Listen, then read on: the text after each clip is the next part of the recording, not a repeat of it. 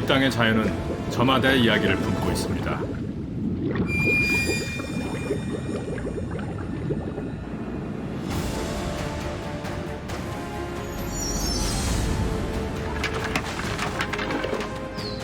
헤아릴 수 없는 삶의 나이테.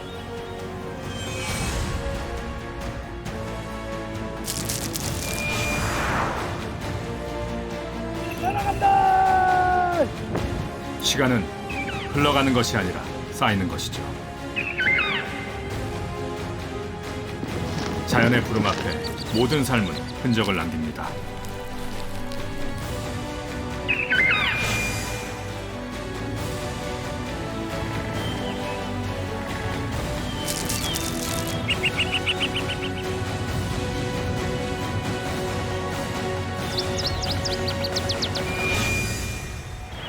오래된 믿음이 쌓인 특별한 공간, 특별한 비밀을 찾아가고자 합니다.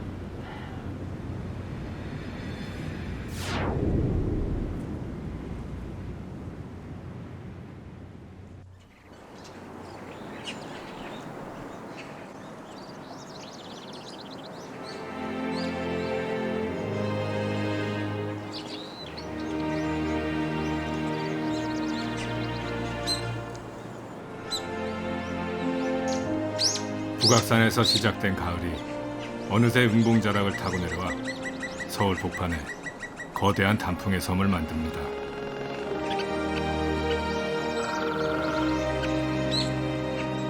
지난 600년의 시간을 기억하고 있는 왕의 거처 창덕궁.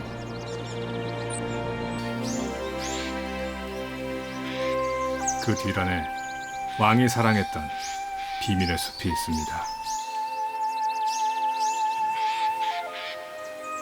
단풍으로 둘러싸인 이 정자에 앉아 왕은 어떤 생각을 하곤 했을까요?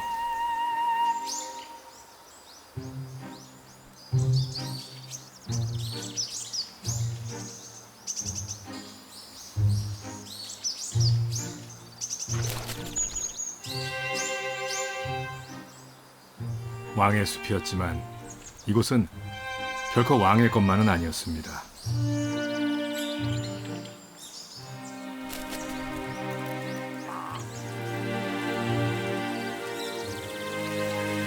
숲에 바람처럼 흐르는 자연의 순리.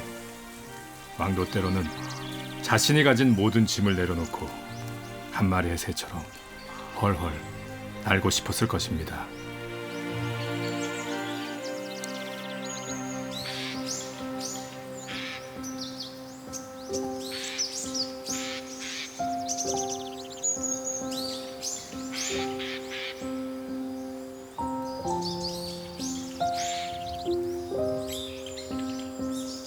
겨우 담장 하나 사이지만 한때 북원, 금원이라 불리며 사람들의 출입이 엄격하게 통제됐던 왕의 숲.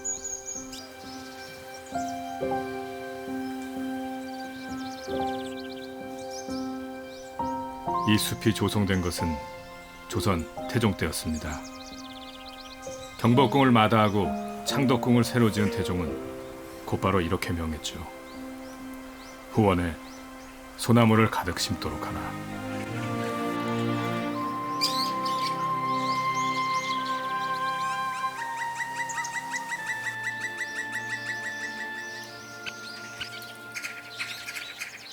숲은 보호됐고 시간의 나이테를 몸에 새기며 수많은 생명들을 불러들였습니다. 숲의 귀공자라 불리는 오색 딱따구리는 솔씨를 빼먹는 데는 탁월한 솜씨를 발휘하죠. 솔방울을 줄기의 틈새에 박아 단단하게 고정시킨 다음 핀셋처럼 날카로운 부리로 씨앗만을 빼먹습니다.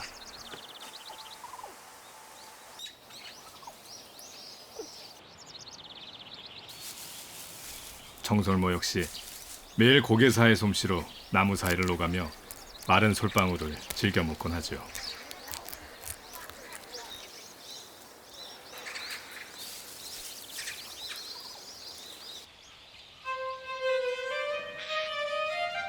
숲은 이처럼 제각각 삶의 방식대로 살아가는 생명의 소리로 가득하고 산책을 나온 왕도 그 소리를 귀담아 들었을 것입니다.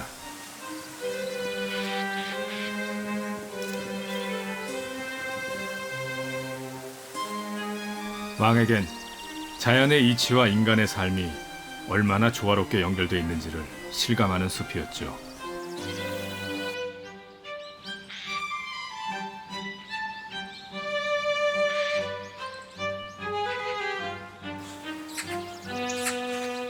왕에게도 왕의 길이 있듯 너구리에게도 너구리가 좋아하는 좁고 은밀한 통로가 있습니다.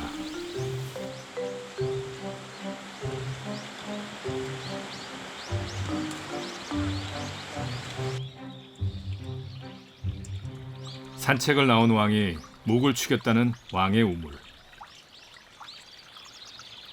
한겨울에도 얼지 않으며 지금도 식수로 사용할 만큼 맑은 이 우물을 찾아 너구리는 매번 1km 남짓 자신의 길을 오가죠.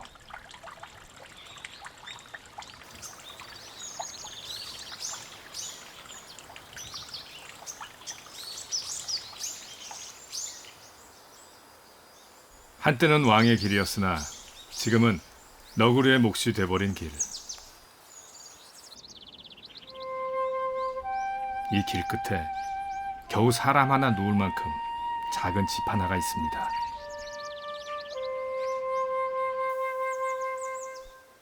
일찍이 효명세자는 이곳에 서생의 공부방보다 더 작은 독서체를 마련하고 창밖을 보며 속세의 잡다한 생각을 물리치곤 했죠.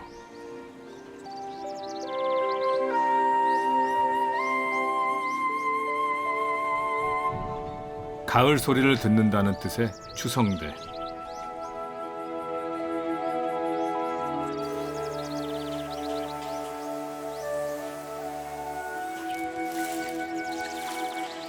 효명세자에겐 이 모든 소리 하나하나가 사사롭지 않았을 것입니다.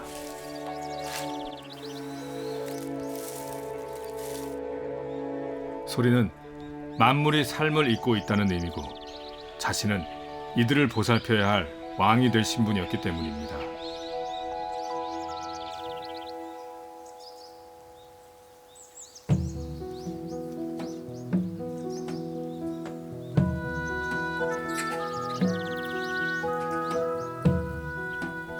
후원에 설치되어 있는 앙부 일구.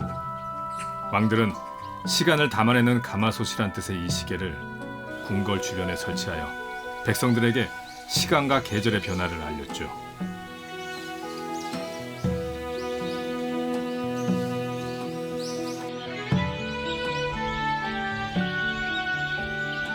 모든 생명에겐 자연의 시간표가 있습니다.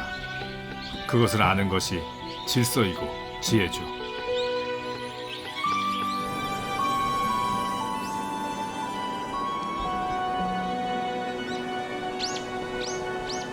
조선 태종 때 이궁으로 지어졌으나 임진왜란으로 경복궁이 소실되자 260년 정궁의 무게를 감당해왔던 곳.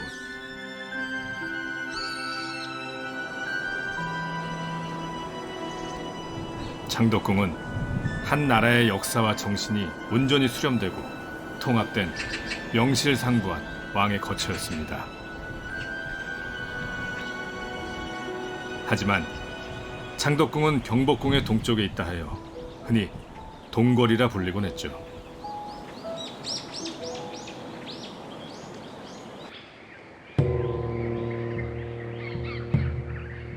1800년대 초 궁궐의 모습을 담고 있는 동궐도. 동궐도 속엔 무려 2800그루가 넘는 나무가 손에 잡힐 듯 그려져 있습니다.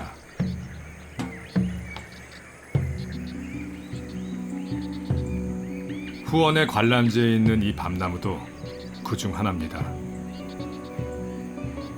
무려 300년이 넘는 동안 왕과 후원의 무생명들을 지켜봐온 살아있는 목격자죠.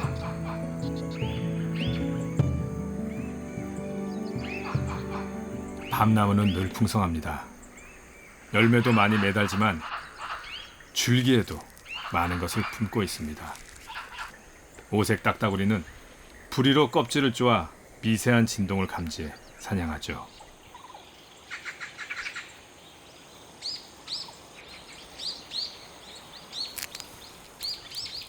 숲의 고개사인 청설모에게도 이 시절은 가장 힘든 보릿고개입니다. 줄기에 흐르기 시작한 단풍나무 수액을 핥으며 배고픔을 견딜 수밖에 없는 시간.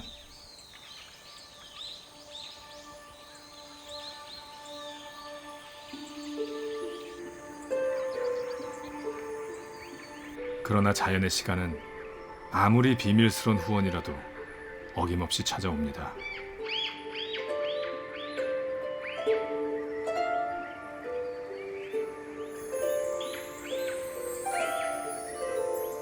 날이 따뜻해져 얼음이 풀리면 후원은 또다시 활기찬 생명의 축제로 이어지죠.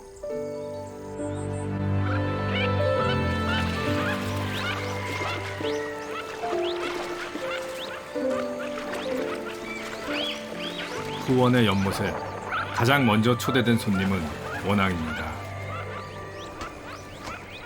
짝짓기철이 되면 원앙은 멋진 날개춤으로 마음에 드는 상대를 유혹하죠.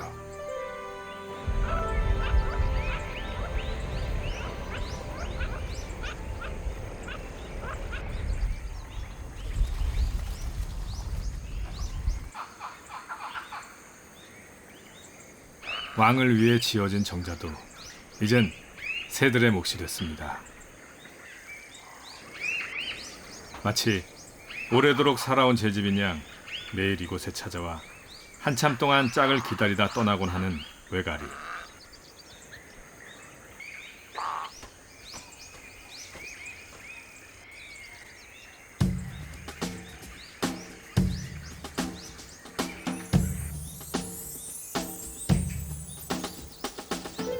자연의 순리대로 흘러가는 정원과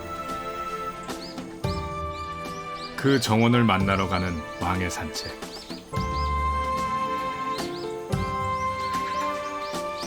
그리고 지형의 가파름을 탓하지 않고 그대로 받아들인 건축물.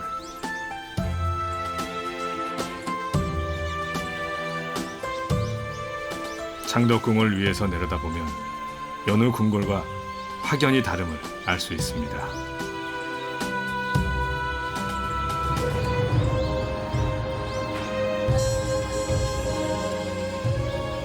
북악산 은봉자락을 끼고 있는 까닭에 언덕과 골짜기가 유독 많았지만 창덕궁은 지형을 깎아내지 않고 품에 안겼죠.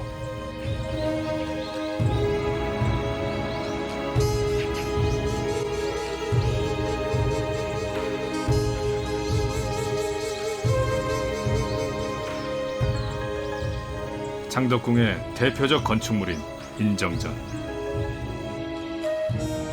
국가의 각종 공식적 의전 행사가 열렸던 이 건축물의 중앙엔 왕의 옥자가 있습니다. 나라의 운명을 책임진 왕은 과연 어떻게 행동했던 것일까요?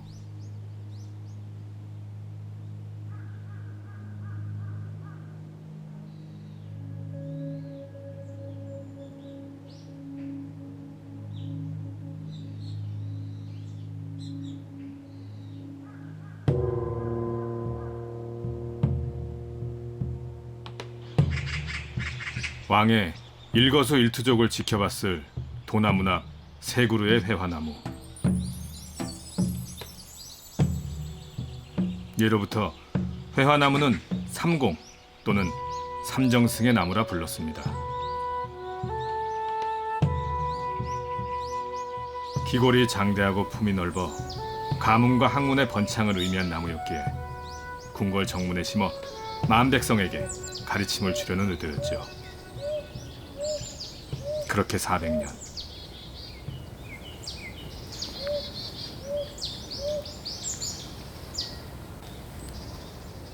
회화나무는 매년 자신의 몸 한쪽을 내줘 어김없이 찾아오는 솔부엉이의 둥지가 돼주고 있습니다.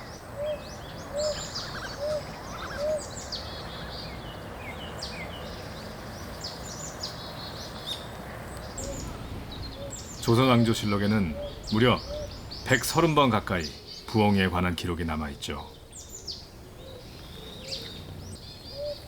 깊은 밤 글 공부하던 왕이 들었을 부엉이 소리.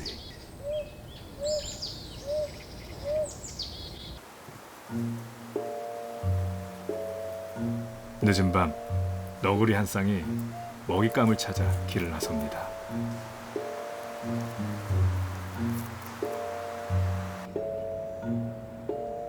인적이 드문 이때가 야행성인 솔부엉이와 너구리에겐 활동하기 가장 좋은 시각이죠.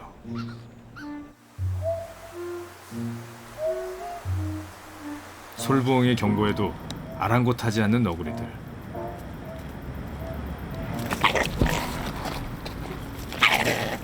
그러나 먹잇감 앞에선 어쩔 수 없이 야생의 본능을 드러내고 맙니다.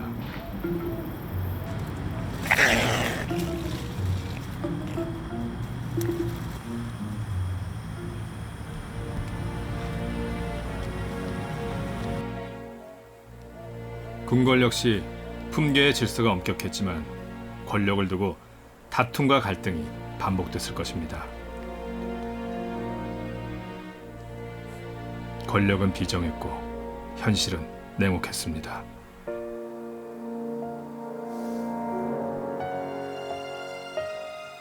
이런 현실 속에서 조화와 균형을 이끌어내는 건 왕의 몫이었습니다. 그만큼 왕의 책무는 막중했습니다.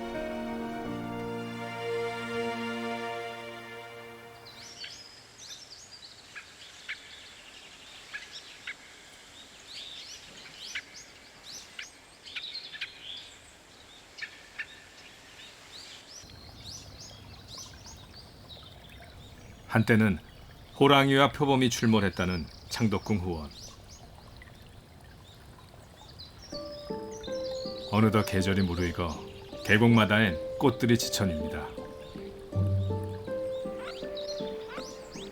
산란을 앞둔 원앙 부부.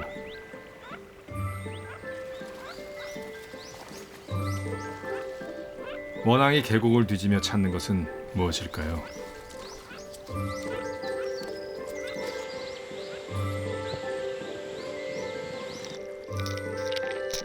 돌틈을 구중궁궐 삼아온 가재는 어떻게든 탯줄에 매달린 새끼들을 무사히 키워내야만 하죠.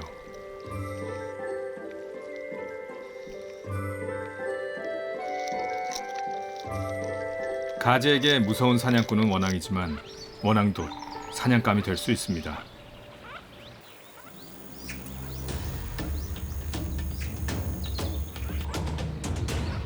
하루빨리 산란할 둥지를 찾아야 하는 원앙.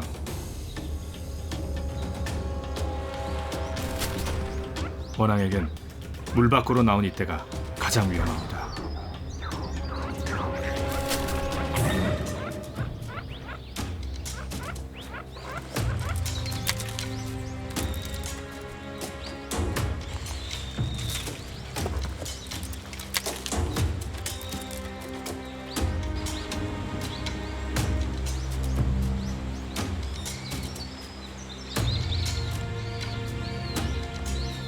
호랑이와 표범은 사라졌지만 여전히 먹잇감 경쟁이 계속되는 창덕궁 후원.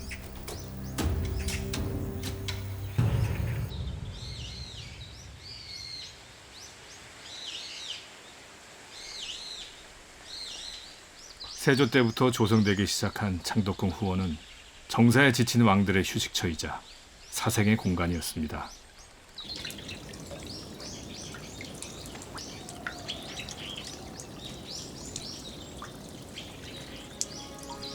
어린 나이에 왕이 돼 강력한 군주를 꿈꿨던 숙종은 이 물줄기를 바라보며 시 한 편을 남겼죠.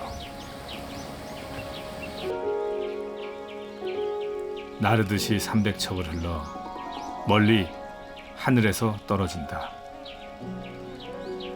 보고 있으니 흰 무지개 일고 골짜기마다 우레소리 가득하네. 인조는 또한 이 물줄기를 옥류천이라 불렀습니다.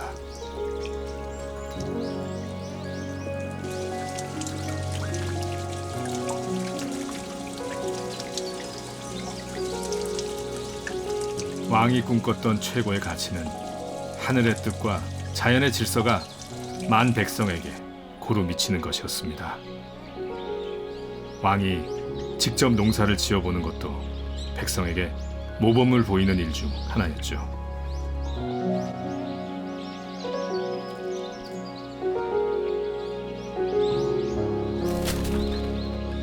자연은 이처럼 질서와 끊임없는 순환을 반복하며 수많은 생명들을 보듬고 또 키워냅니다.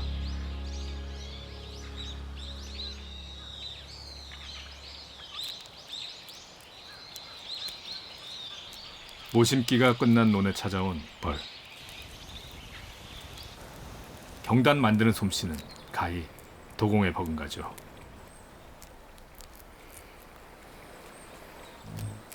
온종일 논 귀퉁이에서 진흙과 씨름하며 경단을 빚는 이 도공들은 얼마 후면 자신들만의 멋진 왕궁을 완성할 것이며 그 안에 후손을 낳아 번식시킬 것입니다.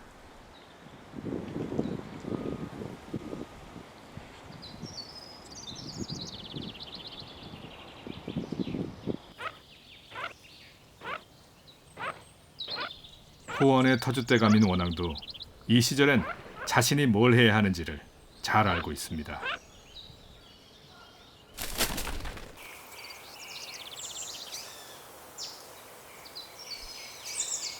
원앙 부부가 찾아낸 둥지는 200년 넘게 이 숲을 지켜온 오래된 느티나무.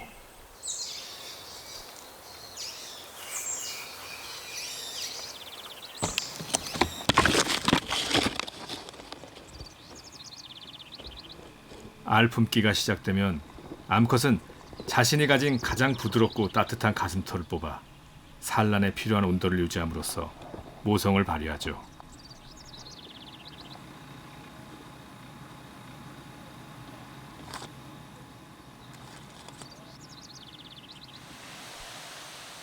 원앙이 알을 품듯 이 느티나무는 또 원앙을 품습니다. 자연은 이렇듯 품고 품음의 내리사랑을 통해 숲을 이룹니다. 인간의 삶도 다르지 않죠.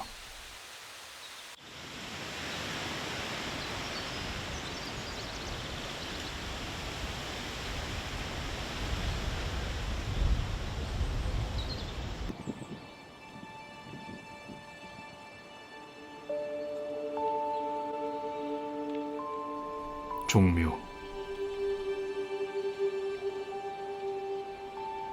죽은 왕들이 거처하는 사후의 궁궐.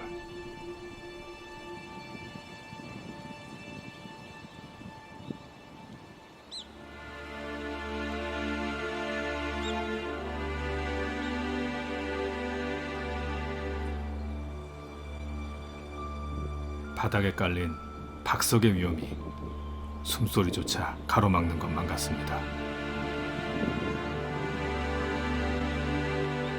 그만큼 산자와 죽은 자가 만나는 이곳은 신성한 장소죠.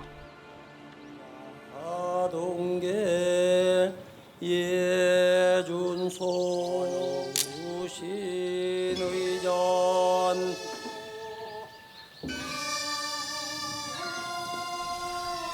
제례가 시작되면 죽은 왕의 영혼은 이 실로를 따라 살아있는 왕을 만나러 옵니다.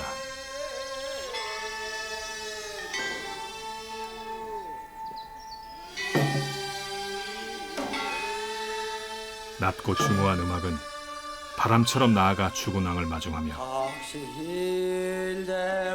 실로의 중앙은 너무도 신성하여 감히 왕조차도 발을 디딜 수가 없습니다.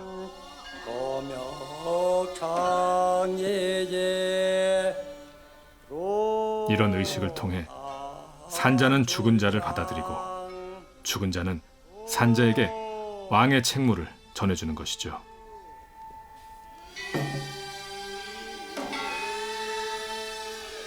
마침내 선왕의 영혼이 위패의 구멍을 통해 들어서면 왕은 선왕에게 예를 갖춥니다. 왕의 신분으로 유일하게 허리를 굽히는 순간이죠.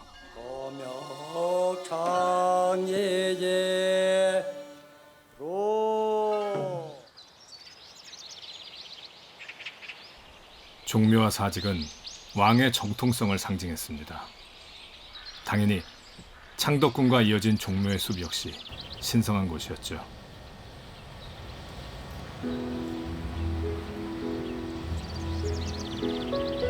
(1394년 12월) 서울을 수도로 정한 태조 이성계는 가장 먼저 종묘를 짓고 주변에 나무를 심어 호위하도록 했죠.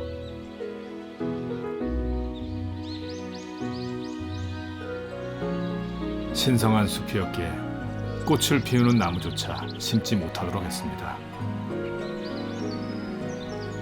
대신에 효를 상징하는 밤나무와 가래나무가 숲에 채워졌죠.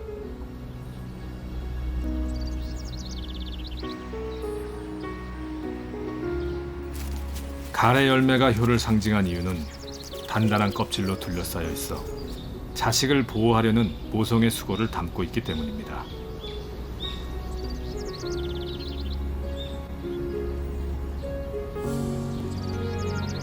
그렇게 600년 세월, 종묘는 숲을 품고 숲은 종묘를 품으며 오늘에 이르렀습니다.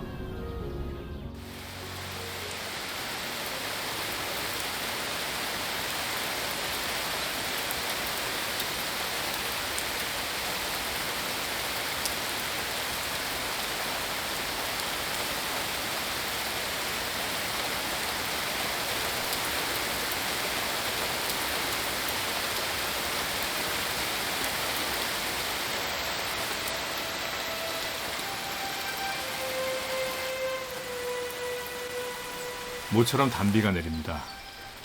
비는 지상의 크고 작은 나무는 물론 땅속에 있는 모든 미물에 다다릅니다.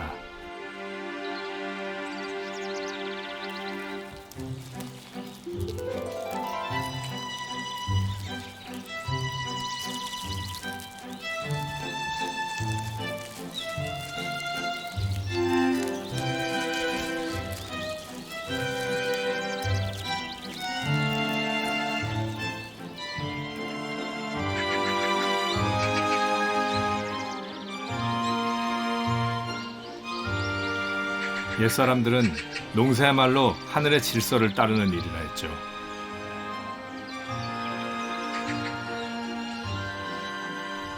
벼포기 사이에는 이미 수많은 생명들이 자리를 잡았고 생존을 위한 경쟁이 벌어집니다.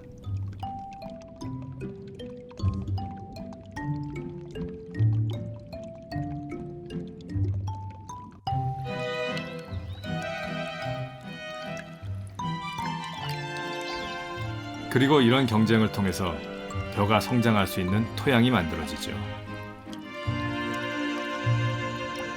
실지렁이는 땅속에 산소를 공급하고 유기물을 배출하는 부지런한 농사꾼입니다.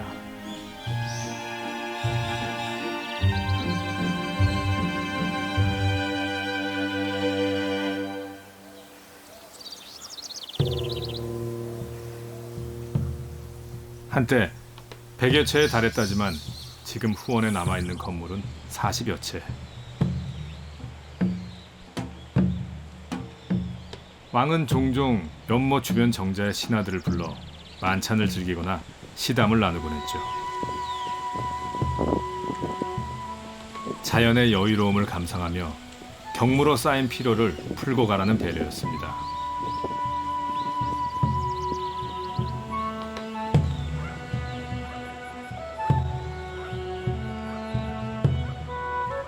인간과 자연,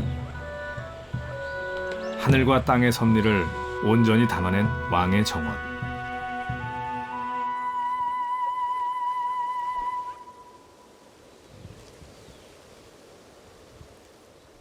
후원에 사는 원앙 부부에게도 마침내 때가 왔습니다.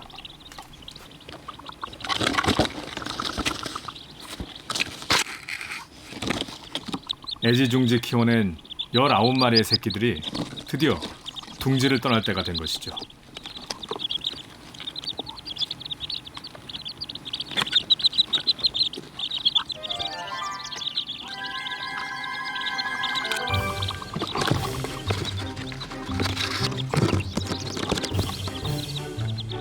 (6미터가) 넘는 높이에서 망설임 없이 몸을 던지는 새끼들.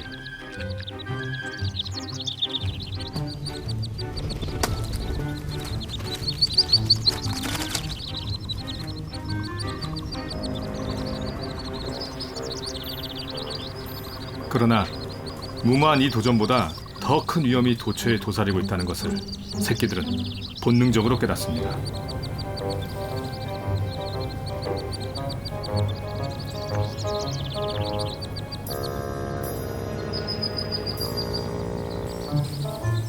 오로지 앞서가는 어미의 소리만이 새끼들을 이끄는 나침판이죠.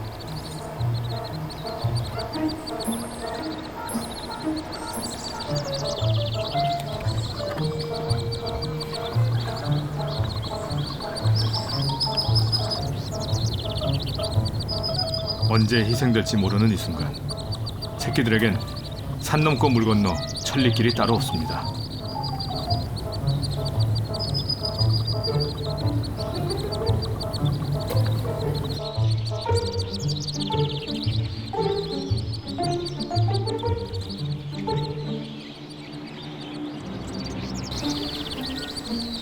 이윽고 몇 마리의 낙오자가 생겼지만 13마리의 새끼들은 사선을 넘어 무사히 애련지에 도착합니다.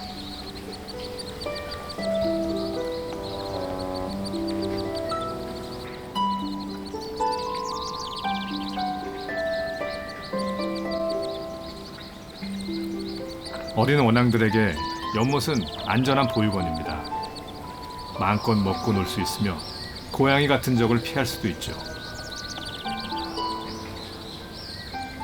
이곳에서 성장한 새끼들은 어미처럼 건장한 숲의 일원이 될 것입니다.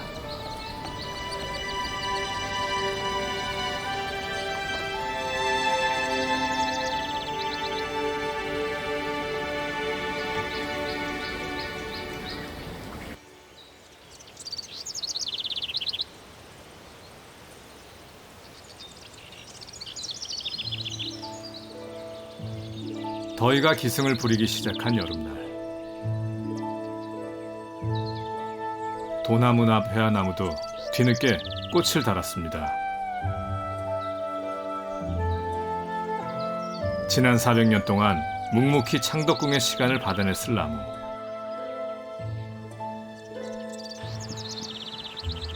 그 많은 시절 동안 이 회화나무는 얼마나 많은 솔부엉이를 불러들였고 키워냈으며 또 내보냈을까요?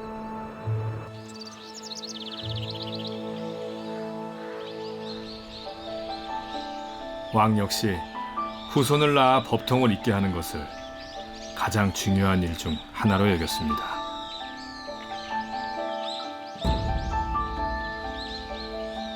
지금으로부터 160여 년 전에 있었던 헌종 가래. 헌종의 가래 모습은 당시의 문화를 알 수 있는 소중한 타임캡슐이죠. 본래엔 왕을 상징하는 의장과 문무백관을 비롯하여 궁중악대 등 300여 명이 등장합니다.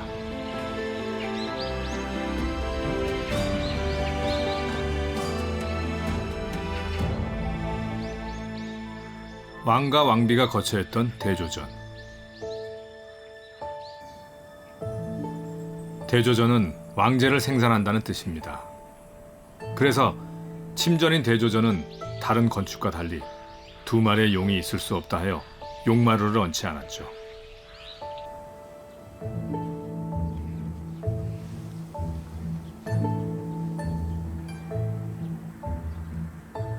한때는 수많은 대소신료, 나인들의 걸음으로 북적였을 궁궐.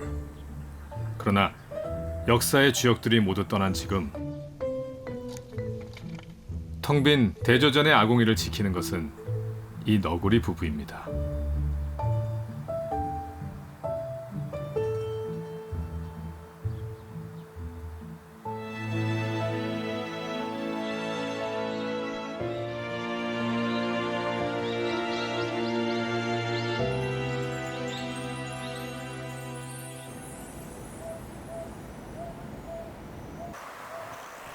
깊은 밤,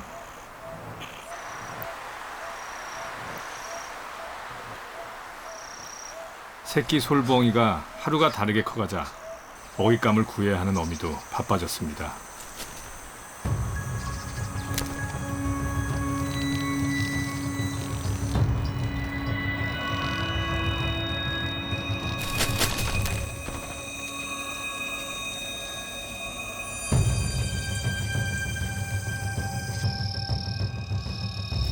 잡은 나방을 정성스럽게 다듬은 후에야 새끼들에게 물고 가는 어미.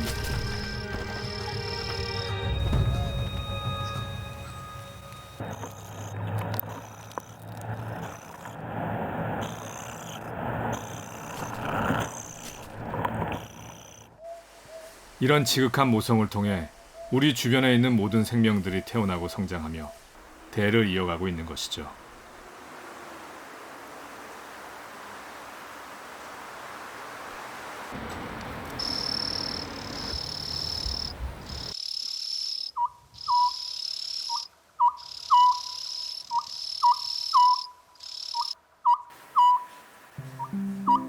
어둠을 틈타 너구리 가족이 외출을 준비합니다.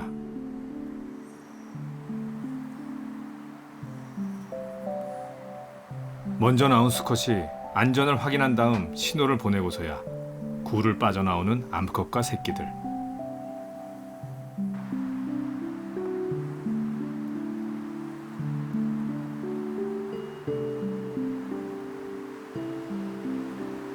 야행성인 너구리는 한 번에 너댓 마리의 새끼를 낳으며 암수가 부부의 인연을 맺으면 평생 함께 생활하는 것으로 알려져 있죠.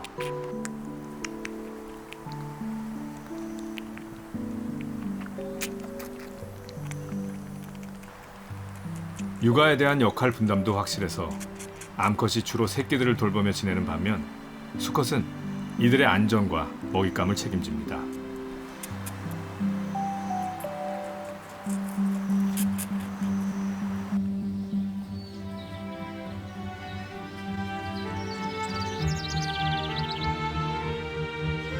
오늘은 수컷 너구리가 좀 더 멀리까지 가볼 생각인가 봅니다.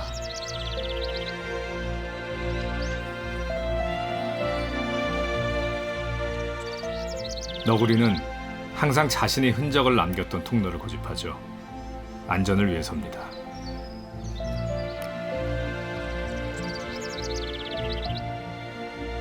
마침내 도착한 궁궐 귀퉁이의 공터. 부지런히 냄새를 맡아 적이 없는지를 확인한 다음 떨어진 살구를 먹이기 위해 암컷과 새끼들을 불러들입니다.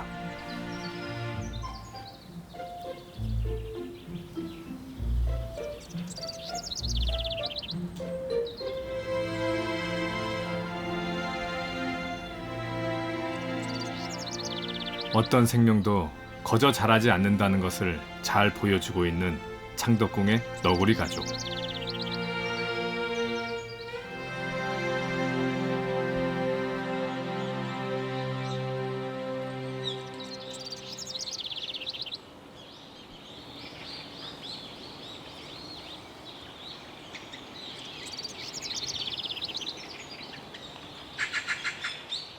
후원에 있는 300년 수령의 이 밤나무 역시 그저 자란 게 아니라 일찍이 세종의 명으로 심어진 밤나무의 후손입니다. 그렇게 대를 이어 왕의 후원을 지켜온 밤나무.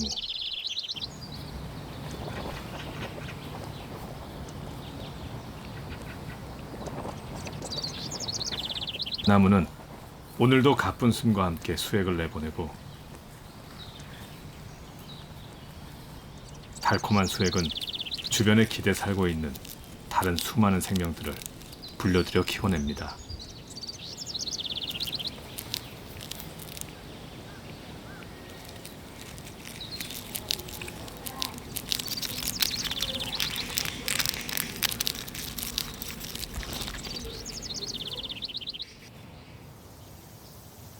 이것이 우리가 보고 있는 한 나무의 생애죠.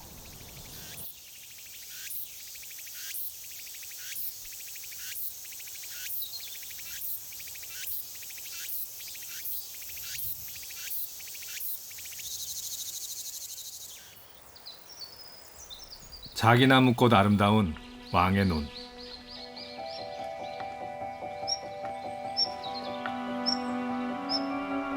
햇살 한 섬이 나락 한 섬이라고 농부들은 말하죠. 어느덧 고개를 내민 벼이삭과 녹음이 더해진 왕의 우물.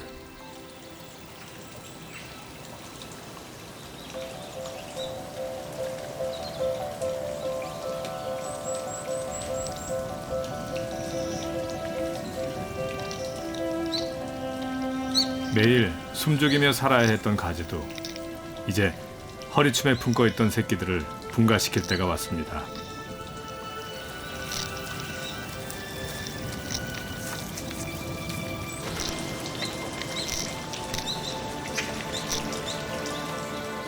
사시사철 맑은 물줄기를 내뿜는 옥류천은 아직 어리고 연약한 이 새끼들이 무사히 성장할 수 있도록 자리를 마련해 주겠지요.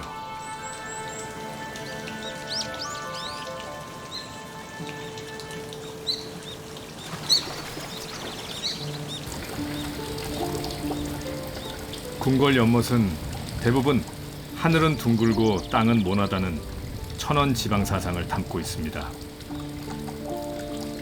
이는 하늘의 섭리와 땅의 이치가 조화를 이룰 때 모든 생명이 순탄하게 성장할 수 있다는 의미죠.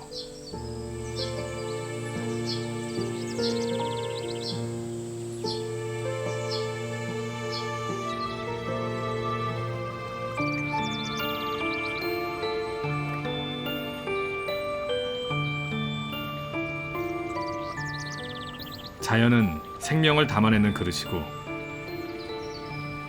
생명은 자신을 품어주는 곳을 우주라 생각합니다.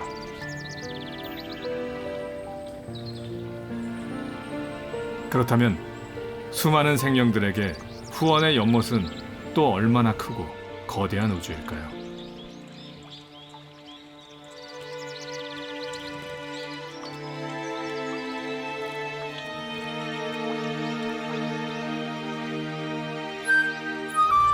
일찍이 정조는 이곳 부용지 언덕에 건물 하나를 남겼습니다.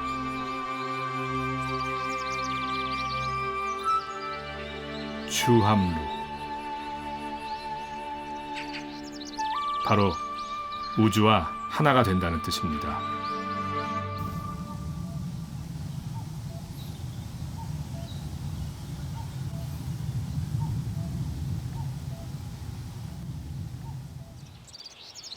창덕궁은 조선 500년의 역사에서 무려 260년간 왕이 거주하는 정궁의 무게를 감당했고 인정전은 나라의 중심이었습니다.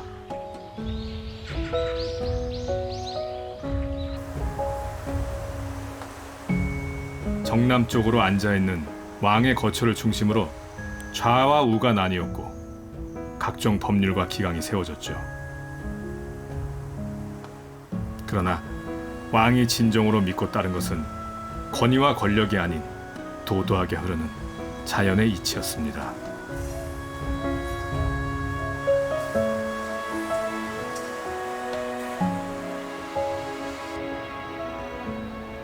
부화한 지 25세 남짓. 회화나무가 품고 있던 솔봉이 새끼도 어느덧 떠날 때가 됐습니다.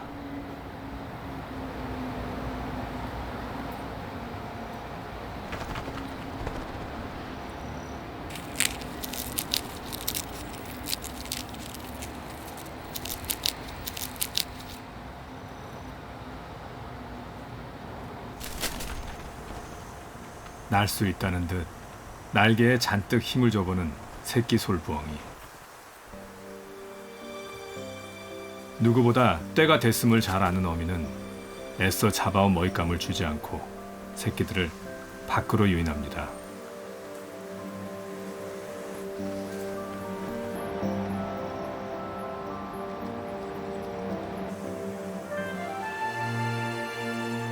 새끼의 첫 비행.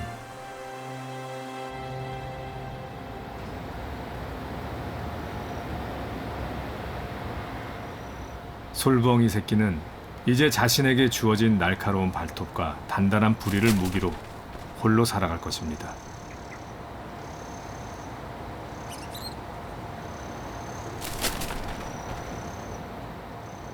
그리하여 내년이면 어미가 그랬던 것처럼 또다시 이곳 해화나무의 품으로 돌아오겠지요.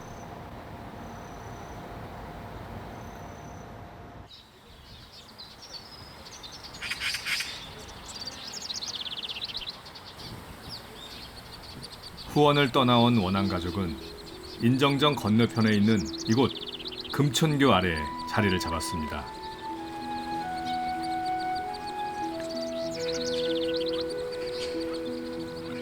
창건 당시 만들어진 금천교는 화재와 전란에도 훼손되지 않고 남은 창덕궁에서 가장 오래된 건축물이죠.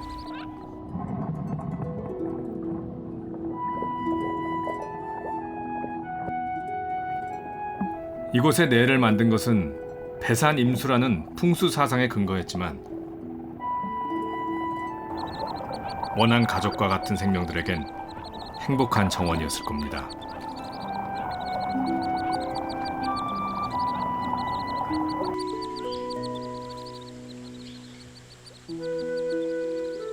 고즈넉한 날이면 왕의 거처에까지 들렸을 맑은 물소리와 새소리.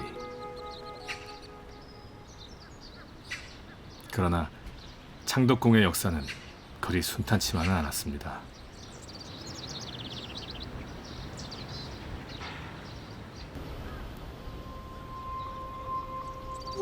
19세기 말 밀려오는 외세의 압박은 평화로웠던 창덕궁을 역사의 소용돌이로 끌고 갔죠.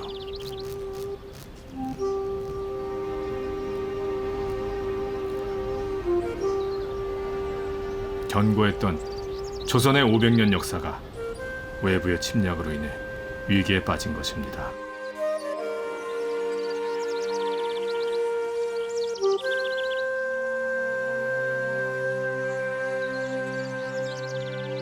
(1910년) 8월의 어느 더운 여름날, 일제의 압박에 굴복한 몇몇 대신들이 대조전 옆에 있는 이곳 흥복헌을 찾아옵니다. 이들은 갖고 온 문서를 황제인 순종 앞에 내밀었죠. 조선을 일제에 병탄한다는 내용이었습니다.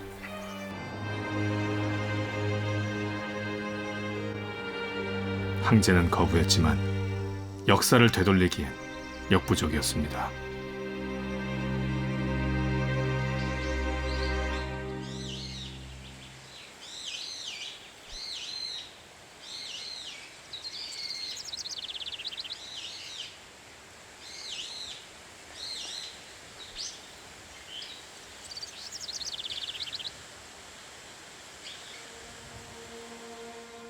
그러나 무엇보다 자연의 순리를 따랐고 순리 속에서 삶의 지혜를 얻고자 했던 조선이었습니다.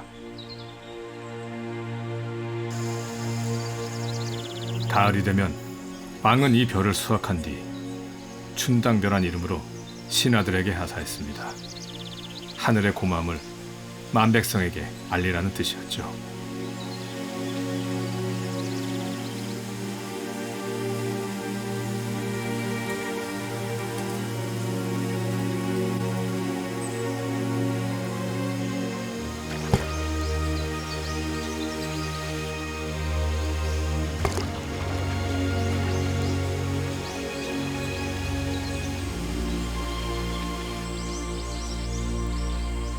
지난 300년 당당하게 숲을 지켜왔던 밤나무.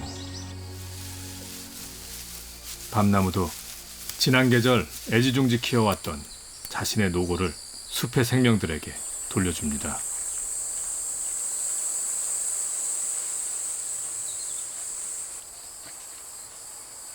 청설모는 겨울을 위해 열매를 땅에 저장하고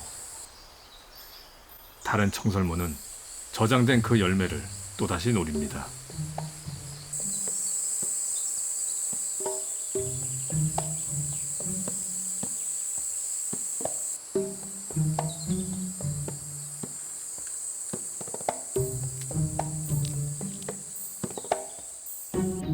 이렇듯 열매 하나도 쉼없이 돌고 도는 것, 이것이 자연의 순환이고 질서이며 숲이 아름다운 이유입니다.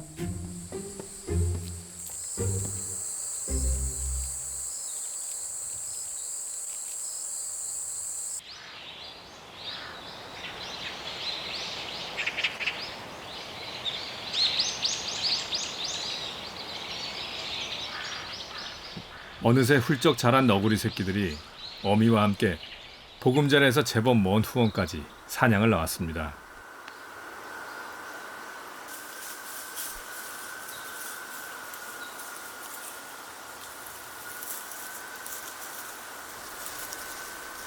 이런 과정을 통해 새끼들은 어미로부터 열매를 찾는 방법이나 땅속에 숨어있는 벌레를 사냥하는 법을 배우죠.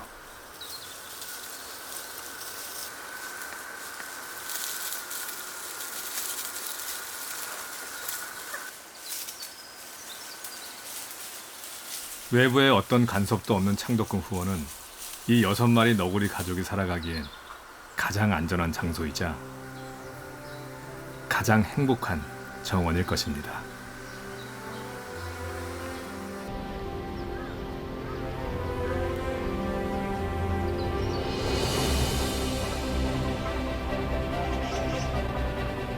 왕은 막강한 권력가였지만 자연 앞에선 왕관을 내려놓고 이치를 배우려 했습니다. 궁에 자연을 담으려 했고 자연 속에서 지혜를 얻고자 했습니다. 이 느티나무는 몸이 부러졌으나 원한 가족에겐 둥지가 되어주었고 밤나무는 모진 삶에도 끈질기게 제 몫을 해왔습니다.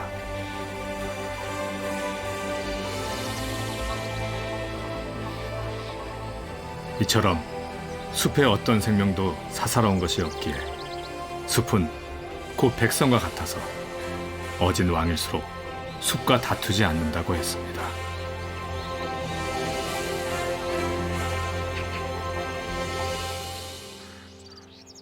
그것이 500년의 역사를 품고 있는 창덕궁.